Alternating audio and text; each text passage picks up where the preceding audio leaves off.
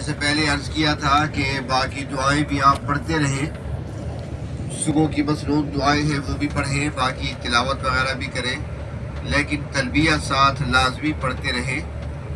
کیونکہ یہ بہترین ذکر ہے اس سفر میں۔ احرام کی حالت میں اللہ تبارک و تعالیٰ کو یہی کلمات ہی پسند ہے، اس لیے اس کو کثرت سے پڑھتے رہیں، اور یہ مکہ مکرمہ میں بھی پڑھتے رہنا ہے، حرم شریف کی طرف جاتے ہوئے بھی پڑھتے رہنا ہے۔ جب طواف شروع ہوگا اس وقت اس کو بند کر دینا ہے۔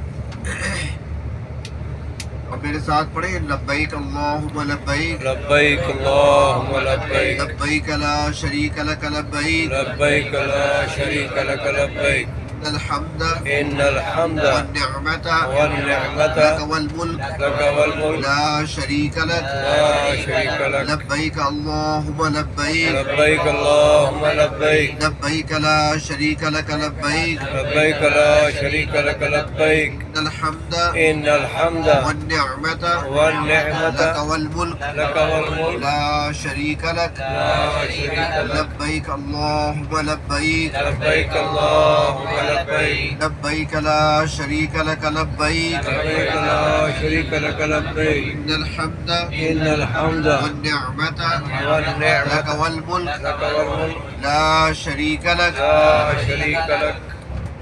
ایک بات یہ ہے کہ دوران سفر کچھ مسائل بھی پیش آتے ہیں، خصوصاً کچھ ساتھیوں کو شاید شکوہ بھی ہو